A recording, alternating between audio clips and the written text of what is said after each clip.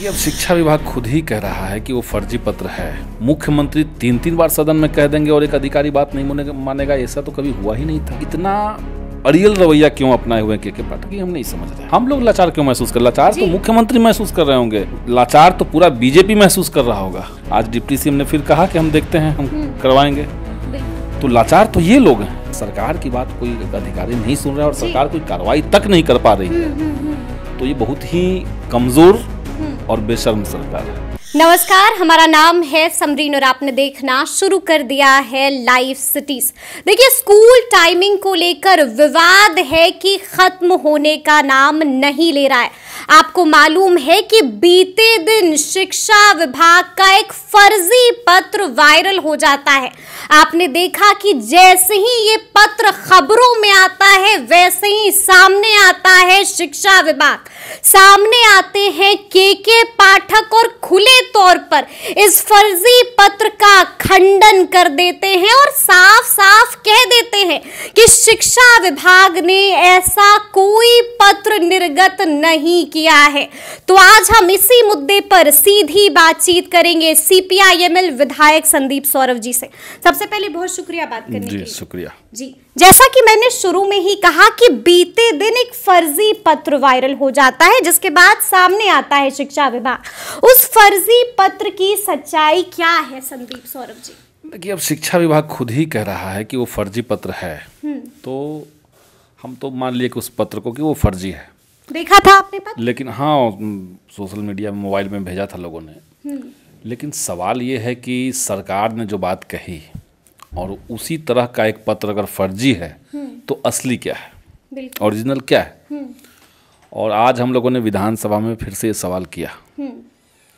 मुख्यमंत्री तो नहीं थे सदन में, लेकिन डिप्टी सीएम ने कहा है कि आज वो दोपहर में इसको लेकर के बात करेंगे और बात करके क्या होता है सरकार की तरफ से। किससे बात करेंगे? वो मुख्यमंत्री से बात करेंगे। जाहिर सी बात है। जी जी जी। तो अब क्या उसमें से निकल करके आता है, क्योंकि ये तो बात सच है कि 1 सप्ताह हो गए सदन में कही हुई बात अब तक लागू नहीं हुआ और पूरा बिहार इसको देख रहा है। लोग देख रहे हैं कि ये जो सरकार चल रही है एनडीए की, इसमें कुछ तो गड़बड़ है।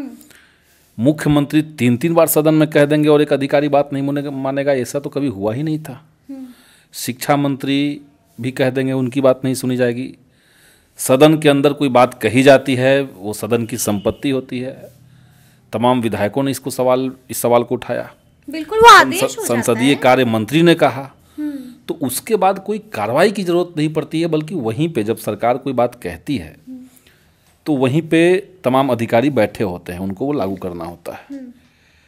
और ये शिक्षा विभाग के साथ ये विडंबना है कि एक अतार्किक तरह का चीज़ पे कि 9 से 5 स्कूल खोलेंगे और टीचर को 8:30 में जाना पड़ेगा, 5:30 में निकलना पड़ेगा। ये जो अतार्किक किस्म का सिर्फ शिक्षकों को प्रताड़ित करने वाला एक निर्णय है, उसको लेकर के इतना अड़ियल रवैया क्यों अपनाए हुए के पाठक, हम नहीं समझ रहे हैं। नहीं समझ में आ रहा है कि ऐसा क्यों ऐसा हो रहा है जी।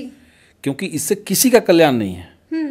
8:30 से 5:30 तक टीचर की ड्यूटी कर देने से और 9 बजे से लेकर कल्याण है ना, मिशन दक्ष चल रहा है, कमजोर बच्चे हैं उनके लिए चल रहा है मिशन नहीं, दक्ष। उनके लिए जो बच्चे हैं, आप स्कूल में जाकर के सच्चाई देख लीजिए जी।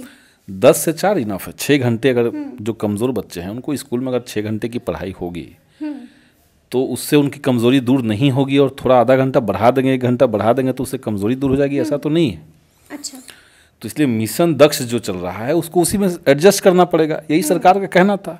यही तार्किक भी है जी। क्योंकि सारे शिक्षकों का जो पोस्टिंग है वो घर के पास नहीं है। अब उनको अगर 8:30 में पहुंचना है स्कूल, तो शिक्षक 5 बजे सुबह घर से निकल रहे हैं, कोई 5:30 में निकल रहा है। 5:30 में आप स्कूल से उनको छोड़ रहे हैं तो अपने घर पहुंचते पहुंचते उनको 9 बज रहा है। 300 200 किलोमीटर दूर लोग जा रहे हैं। तो ये सरकार को थोड़ी सी संवेदनशीलता दिखानी चाहिए। और अगर इसमें कोई पदाधिकारी इस तरह का अड़ंगा लगा रहे हैं, जनता ने तो सरकार चुना है, जनता ने तो के पाठक को नहीं चुना है। टीचर्स ने सरकार चुना है, टीचर्स ने के पाठक को नहीं चुना है। सरकार को जनता में जवाब देना है। और ये पूरी तरीके से पूरी कमजोरी जो दिख रही है वो सिर्फ सरकार की है। अच्छा, क्या लगता है संदीप जी, क्यों नहीं बैक फुट पर आ रहे? देखिए, मुख्यमंत्री ने भी सदन के अंदर बोल दिया, शिक्षा मंत्री विजय चौधरी ने भी बोल दिया, लेकिन इसके बावजूद लिखित आदेश नहीं आया, सरेंडर नहीं किया है पाठक जी ने। वही है कि कारण क्या है? सदन में बोल दिया लेकिन लेटर नहीं आया, तो वो नहीं बोला हुआ लागू हुआ, इसका मतलब कि। और एक बार की बात नहीं है, तीन बार, हाँ। 3 दिन लगातार। तो अब विपक्ष क्या करे?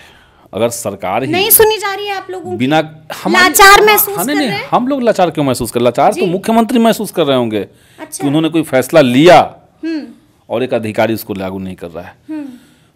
लाचार तो पूरा बीजेपी महसूस कर रहा होगा। अच्छा। कि उनकी सरकार बिहार में चल रही है। आज डिप्टी सीएम ने फिर कहा कि हम देखते हैं, हम करवाएंगे।